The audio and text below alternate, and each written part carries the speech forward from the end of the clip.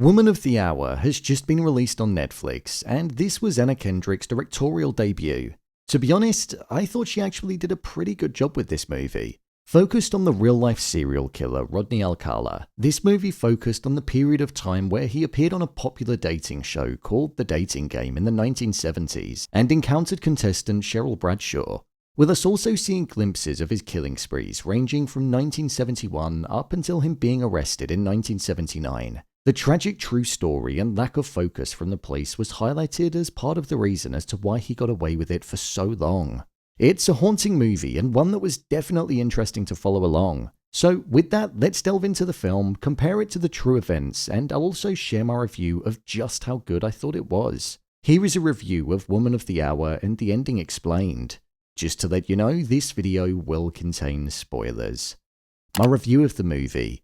I actually thought this was a good movie. This was Anna Kendrick's first in the role of director, and I think she did a great job. The opening scene was something which really set the tone of what we were about to embark on, and it was haunting to watch unfold.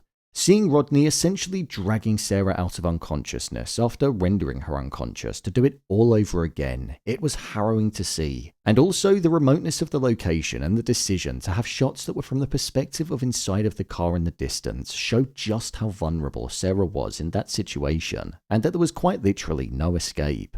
It was said that Rodney would toy with his victims before killing them, and doing that was something that he would often repeat before eventually going on to kill the person that was in front of him. It's disgusting. I like the way that the film drifted between different periods of time. We were mainly in the time period of 1978, which was when Rodney appeared on The Dating Game, but we would see other time periods such as 1971, 1977, and also 1979. But it wouldn't happen linearly. 1 minute we'd be in 78, then 71, then maybe 79. I feel like it did that because it leaned into the sporadic nature of Rodney's murders and the fact that it happened all over the place at different time periods. Plus, it also highlighted the lack of traceability and the almost confusing nature to it all because the police weren't on top of it and didn't take the reports seriously. Some of the scenes in the movie were actually really tense and you really did feel it as a viewer. Every scene where Rodney was about to kill was obviously difficult to watch, but a couple that stood out to me was the one where Rodney was inside of the bar with Sheryl and the conversation went weird. The entire restaurant fell silent and we were made to feel the space that was in between the conversation as Rodney's entire mindset changed. You could tell it was a deliberate decision and it worked really well. We saw Rodney show his true colors at the table and it was frightening for Sheryl. The sheer size difference between them in this shot as well, and the decision to have that feature was one which really highlighted that he could overpower her if he found himself in the situation that he wanted to be in. I'd also say the scene where Sheryl and Rodney were in the car park, that stood out to me as well. Seeing his silhouette just moving in the background towards her, knowing full well what he wanted to do, it was actually frightening. I didn't actually know of Rodney Alcala before this, so I didn't know if Sheryl was going to end up being killed or not. But seeing the fact that she only survived because of pretty much perfect timing, it showed how different things could have been and how she could have fallen victim to him. In terms of the performances, I thought the cast did a great job in their roles. Anna Kendrick is pretty seasoned by now, and she delivered a really convincing performance which ranged in a ton of emotions. You could sense the desire that she had to make it in LA as an actor, and the strong-willed mindset that she had. But you also sensed the fear that was within her when she was around Rodney, and the fact that it was almost like the final thing that needed to happen to make her give up on her dream.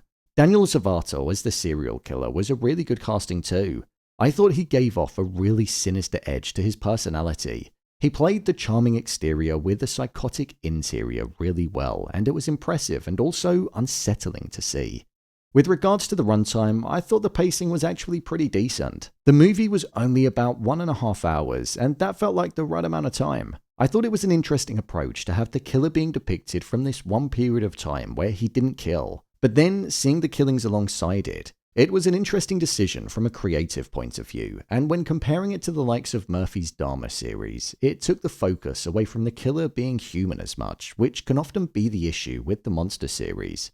Rodney was consistently creepy throughout it, murderous, and there was no humanization of him. In terms of if this movie's worth a watch, I'd say it is. From a stylistic point of view, the movie was nice on the eye, the performances were pretty solid, and you're never sitting there wondering how long is left because it's actually pretty short. So if you want to see the story of Rodney Alcala told, then this one might just be it for you. The ending explained. As we approached the ending of this movie, we saw that Sheryl had come to the decision that she no longer wanted to live in LA. This was in the 1978 timeline, after she had that dangerous encounter with Rodney. By then, we'd also seen Lauren go to the police for a second time and tell them that the person that she believed killed her friend Allison was on the dating show that she went to watch, and like before, they didn't take her seriously. It was their lack of effort there which then led to the events that we saw taking place in 1979, the attempted killing of Amy. Amy woke up and Rodney was crying next to her, and it was here where she realized that rather than fighting back in that moment, she was kind to him in a way that made out like she was unfazed by what he did to her, and that she didn't want him to tell anybody what happened because she'd be embarrassed. She didn't even run out of the car when she saw somebody driving by. Instead, she waited for her moment when Rodney went to a gas station and when he left her in the car because he'd built up trust in her. That was when she fled and called the police, which ultimately landed him in custody after being arrested. This almost leaned into the side of Rodney that we heard about when he was at dinner with Sheryl, where he said how he always liked to be seen. And in this instance, Amy made out like she saw Rodney, forgave him, and wanted to be with him, when in reality, it was all part of her plan to just stay alive in that moment. So I feel like that's why he was willing to keep her alive, because she saw him and accepted him, making out like it was her fault.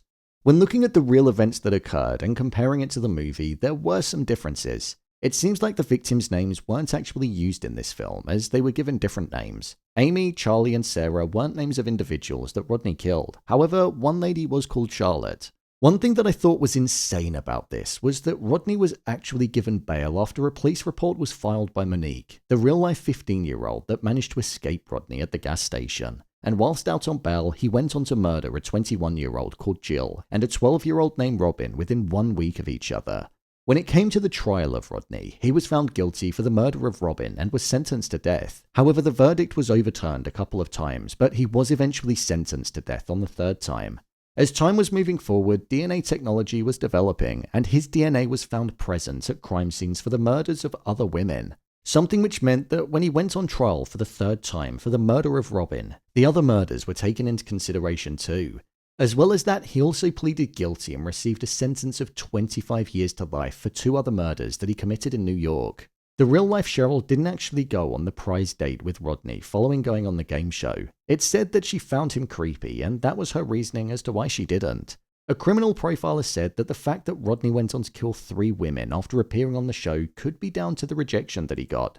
It said that Rodney has 8 confirmed victims, but there could potentially be over 130 cases that he could be connected to, truly making him a monster and an evil human being. Rodney Alcala died on July 24, 2021 by unspecified natural causes in a prison in California. So, there you have it, Woman of the Hour, a review of Woman of the Hour and the ending explained. If you want to see more videos on your favourite TV shows and movies broken down, then click on the card in the top corner. Or alternatively, you can head over to my channel where you'll find them all.